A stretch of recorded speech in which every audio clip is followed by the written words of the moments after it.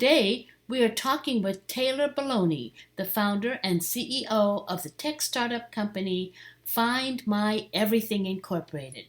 She is unique to the tech world. She is an example of the unrepresented double minority in the startup community. Taylor has designed a unique device with a dual purpose, first to prevent human trafficking, as well as being used for other domestic purposes such as lost handbags, phones, and other personal items. Hello, Taylor. Well, outside of Find My Everything Incorporated, what are your interests? And who are you?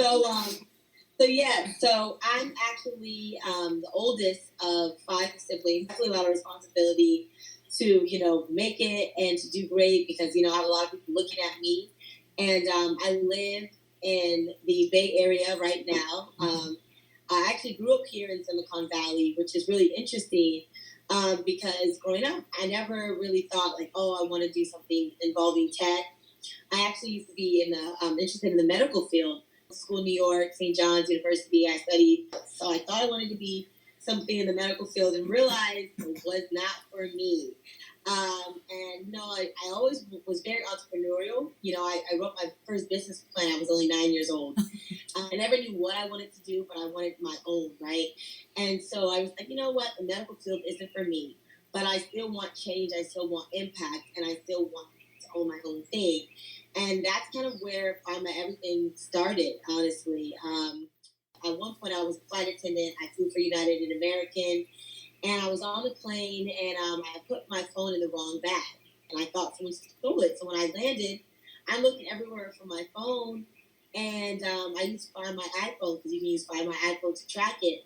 And no one answers. No one, and there's a sound that emits if you press this button. My mom's calling it. No one's answering. I'm like, oh, maybe Tweets took it. So hours later, at this point, I was still in the East Coast. So I was flying for New York, LaGuardia, but I was in D.C. We're like somewhere in the D.C. area. And the lady had driven all the way to like Rhode Island. So, on the East Coast, you could go from state to state in a matter of hours. So she had gotten to a whole other state by this time. And she finally responded, and she said, oh, I just saw this phone in my bag, and I'm just now hearing it because I put my bag in my trunk. So she didn't even hear the sound until she arrived. She was super, super sweet. She was away on business, and she FedExed it to me. So she did priority 1 day shipping. So the next day I got my phone. And I said, wow, if it wasn't for this technology, I would have never got my phone back. I wouldn't have been able to trace it, to track it, to find it. I would have just been out of a phone. And I thought, people don't just lose phones. They lose their luggage, they lose their handbags, they lose their wallets, they lose all kinds of things. So wouldn't it be nice to be able to track anything and everything that gets lost? It's Find My Everything. So Find My Everything originally started as a way to track missing items. And then my mother, who helps me a lot with branding, has over 30 years of marketing and branding experience, said, why don't we just not limit it to items? People lose their children. There's people with dementia and Alzheimer's. Human trafficking is a huge epidemic. So why don't we expand into safety? And I'm like, wow, that's a great idea. And so that's when I really, started going towards the movement of human trafficking and children and just people being abducted, because it's one thing to lose a handbag or a backpack or luggage, that's replaceable. Your child is not replaceable. Your loved one is not replaceable. And so that's really where my passion started to come in. And that's how Find My Everything came about. Well, why do I need your device to find my phone? I'm like, if you're abducted, the first thing someone's going to think is, let me take your phone. They're not going to say, let me take off your watch. Right. And so with this, you can wear it. It just looks like a piece of jewelry. So it syncs to a phone. And with that, using GPS technology, you can track your location on where you are. There's also an SOS button. So with that SOS button, you press that button, and literally a signal is sent out, and the phone will ring. Whatever phone is programmed will ring, and you can now answer. You can also even listen in to where that person is, their location. And let's say they don't answer for whatever reason, it goes to the next number. Up to 3 numbers can be dialed, right? So within those 3 numbers, someone's going to answer: mom, dad, grandparent, uncle, aunt, somebody, right? Mm-hmm. So now you feel safe with that device. The person, your parent, guardian feels safe knowing you have the device, and hopefully you never even have to use it. Meaning, hopefully, you don't ever have to press that SOS button. That's what we really hope for, right? But if God forbid you have to use that button, it's there and you feel a sense of security. How did you develop this? Is it a piece of equipment that you attached to? Yes. It? So it is a piece of equipment. Okay. And so you attach it to your like Apple Watch, or can you put it on an earring, or yeah, so actually, so there's different devices. So there's one that looks like a keychain that's in the shape of a footprint, and there's this other one too, which we were testing it out for the size of a keychain, right? It's a physical device. You would attach it to whatever you don't want to lose, like a purse or a backpack or a briefcase, right? And you send it to an app. And so what goes look on that app, and there's a map, right? So it shows the exact location of that device, right? So if you were to sync it to a purse or backpack, and it uses real-time tracking, meaning if someone leaves or moves with that device in real time, you can see where they're going. So one of the biggest differentiators with my product, and I know like Tile and Tracker, they use Bluetooth technology, so it's a limited range, like 100 foot. But because I use 2G cellular service, anywhere that a person goes, you can find, right? Anywhere that there's signal towers, right? So, which is awesome because you're not limited in range. So that's how that would work, like if you lost a purse or backpack. And we also have like watches and necklaces and bracelets. Like one literally looks like an Apple Watch. With that, it looks like really cute too, different designs. And so if, this person goes missing, and with that chip, that's when you're able to track that person or that item. And with that app, you can go on there and you can see, where they are, real-time tracking. And then you can even listen in, which is really cool. So like, let's say you want to see, where they are, what's going on, you can listen in as well. You went from an airline employee to CEO. Is that overnight kind of thing? What possessed you to leave this one career and just quickly make this U-turn with no technical background? I know.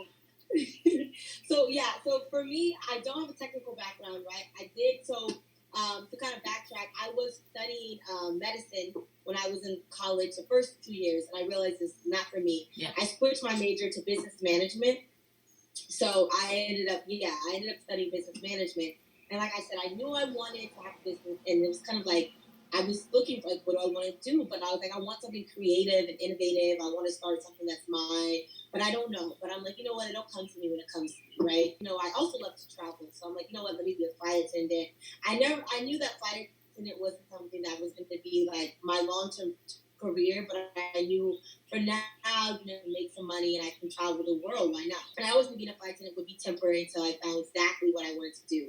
And when I got this calling, I really believed in it. And I believed in it so much that I was willing to quit my job and quit everything, leave my apartment in New York City, and found out I had this idea. And I'm like, you know what? I'm from Silicon Valley. I'm from the place of technology and innovation. So what better place to be at when it comes to a startup company than Silicon Valley? Right. So I'm like, you know what? I might as well go back. I'm like, you know what? It's expensive. I don't have my own place, but my family has a place that I can stay. So I called my mom and I told her about my idea. I said, how much do you believe in my idea? I said, are you willing to let me come back home for a year or so to get on my feet and to do this? Mm-hmm. And my mom was very, very supportive. And she said, yeah. And she said, so when you come in? I said, well, my flight's tomorrow. And she was like, okay. I can just hear things tomorrow.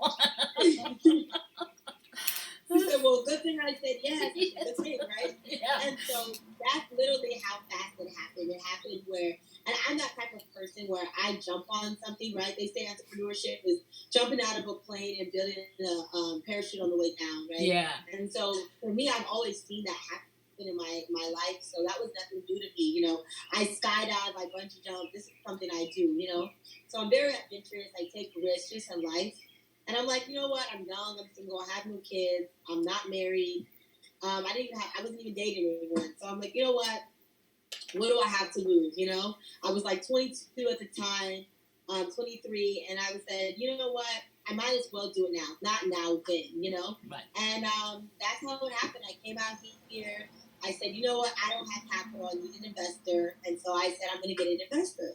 So I started researching, how to get an investor, going on YouTube, watching videos.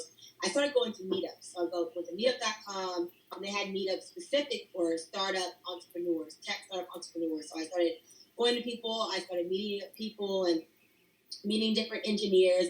Mind you, I'm not an engineer. I had no technical experience. So I'm like, okay, how does this product work? So then engineers started giving me advice. I'm like, all right. So then I started researching IoT. It's called IoT, Internet of Things device, where it works with the device, with the software. Started researching, okay, how does this work? How would this product work? I started researching my competitors and how I could have a competitive advantage. I'm a big researcher, so I'm a research, and like, if you want something bad enough, we'll make it happen, right? Right. And so I just started going to networking events, and I'm a really good networker because I was in this college preparatory program called the Young Scholars Program by Jacqueline Rushing, who passed away, unfortunately. But she taught us never miss an opportunity to be fabulous. And even in high school, she taught us about business cards and networking, and your network is your net worth, right? So for me, I'm like, look, I don't have all the answers, but I'm in Silicon Valley. I'm sure they're out here somewhere. I'm going to make a way. So I don't have the capital. I know they have angel investors, right? So I knew I didn't need a VC at the time. I wanted an angel investor. So I researched, okay, what's the difference between a VC and an angel investor? How do you get an angel investor? What do you need, right? Oh, a business plan, an executive summary. So, okay, now I'm over here online and getting a business plan template, right? Forbes.com, they had a great business plan template. So now I'm writing a business plan template. Okay, now I'm writing an executive summary plan. Now, okay, what is a pitch deck? Okay, now I'm learning how to write a pitch deck. So I'm over here just getting everything ready, right? People probably thought I was crazy, but I was like, you know what? I'm going to get an investor. And I remember I went to this networking event, and it was this Asian man, and he said, what's going on? I told him about my idea, and he said, so how do you plan on funding it? I said, oh, I'm going to get an investor. And he said, how? You're not going to get an investor. And then he said, you don't have anything. I said, okay. So that fuels me to work harder, right? So for me, when someone tells me I can't do something, that's all I need to prove them wrong. So I'm like, okay, we'll see. So like I said, during this time, I was getting my ducks in a row. I didn't have just an idea. That's what he thought. I had everything researched, planned out. I found my manufacturing company. I researched them. I talked to a sales representative. I got the pricing of the products, inventory, shipping costs, molding, development costs, manufacturing, how to prototype. They do prototyping. I figured out all the pricing. I also figured out, okay, what is the cost per product, right? What would the pricing of, the products be when I sell them, right? What will my profit be, revenue and all of these things. And I started really I got everything together. So one day I went to a meetup and it said angel investors will be present. So I said, okay, it was like $10 to attend. I'm going to go to this meetup. I'm going to dress up nice. And I said, I'm going to get an angel investor. And so there were two angel investors there. And the way it worked this particular meetup, everybody stands up. They introduce themselves. They talk about their company, the name of their company and what their idea is, whatever, right? So I stood up. So everybody stands up. And this one older gentleman walked in the room, an older Caucasian gentleman. And I knew he was an investor because everybody else had a name tag on that said their name and their company and their idea. And he didn't have that. I'm like, he's an investor. I knew that. He's an investor. It was him and then the two investors that were present. Afterwards, the way it works, everybody presents themselves. And then there's pizza and there's like wine and beer and different hors d'oeuvres. And then you go, you mix and mingle. You can either talk to investors or you can mingle with other people in your network. So maybe you can meet other engineers or marketing people and then you eat whatever, right? Yeah. So I thought that people would like bum rush him. I thought people would all be trying to talk to him because he's an investor. So I'm like, everybody's going to be talking to him, right? No. Right? I don't know if they were nervous. I don't know what happened. I introduced myself and I said, hi, my name is Taylor Baloney. I'm the founder and CEO of a tech startup company called Find My Everything. I would love to share with you more. I would love to schedule a meeting or maybe email you and talk to you about my idea. I know you're an angel investor and I'm looking for funding. I handed him my business card. He told me he ran out of cards, so he wrote his name and email and contact on a piece of paper. I said, okay. He said, please just email me your executive summary. That's all I need. I said, okay. I went up to the Chinese lady and did the same. So the Chinese lady actually seemed really intrigued and interested, and we talked for a minute, a long, long time. So in my mind, I'm like, oh, this guy doesn't seem that interested, and she seems very engaging. So I'm like, I'm going to send them to both, right? They say don't put all your eggs in one basket, so I'm going to send them to both. But in my heart, I'm like, I think this Chinese lady is going to be the one. She's going to invest in me, right? And so I go home. I had an executive summary, but I said, I'm going to perfect it. I'm not going to just send it. So I perfected it. I spent 2 days perfecting it. So I sent off my executive summary in a really nice email. I emailed it to both the guy and the woman. I didn't hear, I heard back from the woman a couple days later, but she wasn't interested. I'm like, oh man, I really thought she was going to be the one. But I was like, well, we'll see what happens with the guy. I didn't hear anything from the guy for 2 weeks. He didn't say, thanks, nice meeting you, I'll get back to you. Not a peep. That Monday, I got something saying, hello, Taylor, I'm really interested in learning more about your idea and your product. Can we meet up? And so I was so excited because I was like, wow, I thought he wasn't interested. But I guess he was taking time to, really read over everything inside what he wanted to do. And so we met at Capital Club. And my mom was a member at the time because of one of her businesses she was doing, right? So she was already a member. And she was like, you know what? We're going to impress him. You go with all your documents, your business plan, your executive summary, all of your stuff. And I'm going to go, right, with my experience on marketing and branding, and we're gonna go and we're gonna get him. And I said, well, Mom, remember that God told me, I'm not an engineer, and I don't have technical experience, so I'm a little nervous. She's like, don't worry about that. She's like, you have your research. I have my marketing and branding. We can outsource an engineering team, right? Or we can develop or hire engineers. You don't have to be an engineer, right? We can outsource it. I'm like, okay. We had a private room where we scheduled to meet with him. And we spoke, right? We spoke. I told him everything. I told him how it started, my story. I told him why I did what I did. I told him how I moved to Silicon Valley. I told him, I showed him my business plan. I showed him my executive summary, my pitch deck, everything. I had everything prepared. So we discussed some numbers, and he's like, you know what? I have some reservations. I'm not going to lie because you aren't an engineer. So he said, how much do you need? I told him how much I needed. He said, okay, what we're going to do is, he said, we're going to meet up again. He said, come get a contract, right? And I'll have my attorneys look over the contract. He said, we're going to meet up, same place, and I'm going to write you 2 checks. I'm going to give you half the money now, and in about a month, when you show progress, I'll give you the other half. So I went on rocketlawyer.com. So Rocket Lawyer does contracts, and they do legal advice, and they do like a free month trial. So I rocketlawyer.com, got a contract, had some attorney, and I also have some parents and my family members who are attorneys. Had my attorneys look over the contract, showed it to him. His attorneys agreed. We met up in person, both signed it, and he wrote me a check. And that's my investor story. Fantastic. Yes, but the important thing, Taylor, look at how you prepared yourself. You didn't walk in just face, and you did all of the things that were necessary and all this work. And I'm sure most people would say, well, why do all this work? You don't even know what's going to happen. And you may not even make it, but you didn't let that stop you. You prepared yourself. So when the opportunity came, you had it all right there. The package was ready to hand off. Fantastic, girl. You have proven a point I may have made with so many young women and men. Something you love, something you want, something you want to create.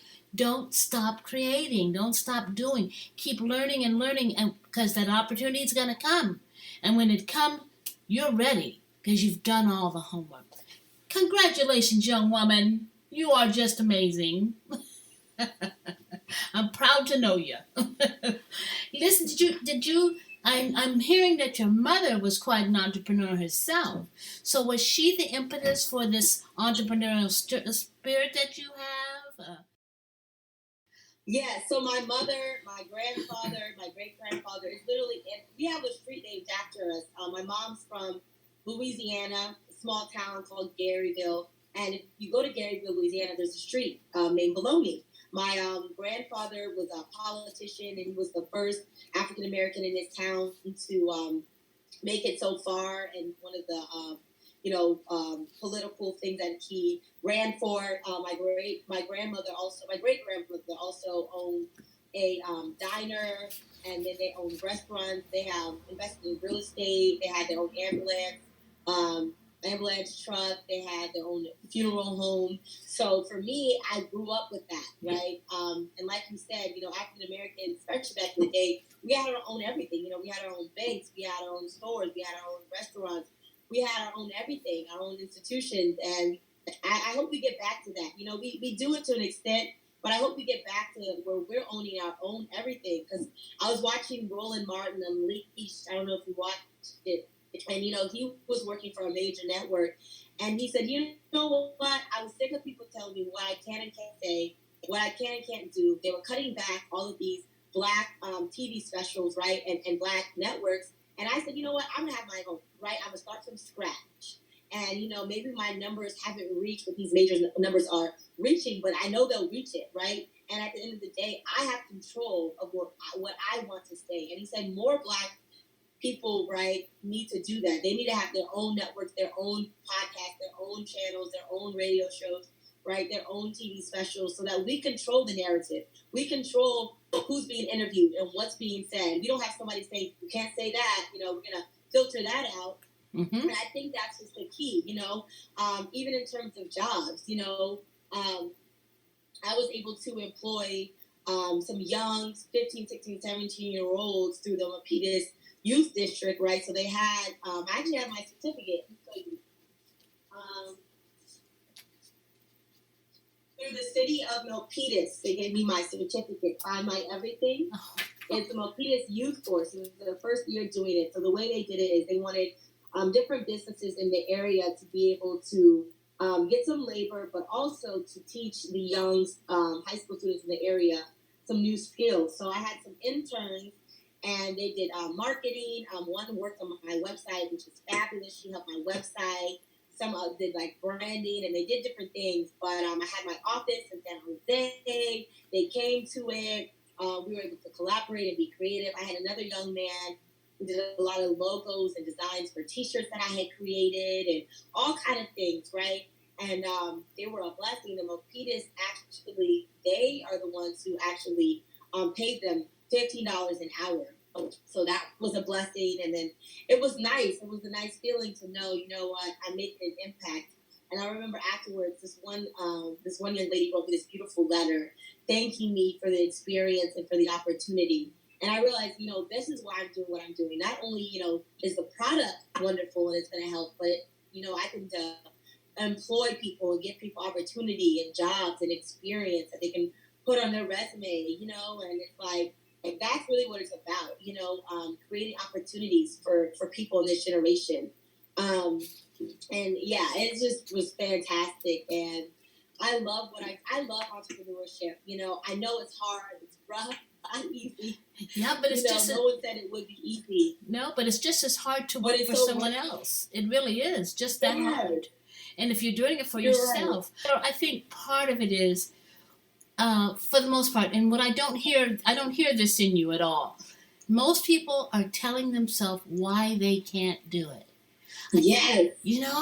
They're so busy telling you why they can't do it that they don't figure out, they are not looking at why it can be done. Yes. And that's what I heard from you. I want to do this thing, so what do I need to do to get it done? And I'm sure look at the solution, not the problem. Absolutely. I want to solve this. So you're an engineer, whether you know it or not. You are an engineer. That's what my mom tells me, because I'm very anal and technical. Mm-hmm. So even when we work together, she's more like the marketing and the branding, and looking at the books and looking at money. I'm more of a numbers person. So she told me, she's like, you might not be an engineer by what you study, but you're an engineer. That's right, honey. You don't have it on your forehead, but you got it in your head. Did you have any knowledge or interaction with any Silicon Valley industry greats when you were coming up, or other than your mother? Because she sounds like she is amazing. What did you gain by that relationship? I did meet Deborah Watkins from the Green Scholar Program. And I actually spoke at another one of her programs that she has, and I was able to speak. And I love hearing her speak as well. And just hearing her story of, why she does what she does. It's about impact. It's all about impact. It's about the community, and especially with our young African Americans and our minorities, and being able to give back. As they say, to whom much is given, much is expected. So I love the fact that she gives back to her community and she starts all kind of nonprofit organizations where she's really able to inspire them because, these children growing up, it's really important for them to get all the knowledge that they can because they really are our future. Mm-hmm. And so I really learned from that. That's one of the things that really inspired me, even when things get hard, to continue going with my startup company because you never know who you're inspiring or who you're motivating, who may see you. Because I spoke at IBM for Black History Month. I spoke at, NSBE and NSBE event, Green Scholars Program event. I spoke at so many events, and afterwards people come up to me and they say, you know what, I had this idea and I never acted upon it, and you inspired me to finally get that business started or finally do something about that idea. I didn't think that I could do it, or I didn't know what to do, but hearing your story inspired me to start it. And so what I realized is you never know who you're inspiring or motivating by doing what you're doing, right? And they say be the change you want to see in the world. If you want to see change, you have to start, with that change, and you can inspire so many people. And sometimes it starts with one person, and people think, wow, I'm one person, I can't make a difference. Yes, you can. Mm-hmm. You can make a big difference. And when people see you have the courage to do something different, they're going to speak up, right? So that one person turns into two, into three, into hundreds and thousands, and it's a domino effect. So Deborah Watkins definitely inspired me because I can see her passion with STEM and with technology and with mentoring these young kids to, a lot of minorities actually don't study the field of STEM. They don't get jobs in engineering and math and science and technology. It's not really a popular field among African Americans. And so that's another thing that really inspires me. Even though I didn't study engineering, I grew up in Silicon Valley. I had my tech startup. So, I realized that innovation and technology is such a big thing. If it wasn't for innovation, like you said, we wouldn't even have the computer, right. With Uber, we would have a normal taxi, think about how Uber really changed the game, the way things are, and just all kind of things, Google and Facebook, Tesla. And if it wasn't for all of these technology and all of this innovation, our lives would not be what they are. So I like to inspire people, if you have an idea, it's not just, you don't just keep it up there. Do something about it. Start a company, create a product. Maybe it may seem overwhelming, but just take it one step at a time because you never know what that change, what you create, how that can change the world and how it can inspire other people to continue to change the world and how it can inspire other people to continue to change the world. Right. Well, speaking of change, the future looks pretty bright for you, young lady. Just your attitude alone. But after this product, are you looking at developing other products or add-ons to this product? What's out there for Taylor Baloney to do next? Yeah, so I love, find my everything, and I always have thinking of new things. So I'm sure I'm only going to think of another app or a device after this.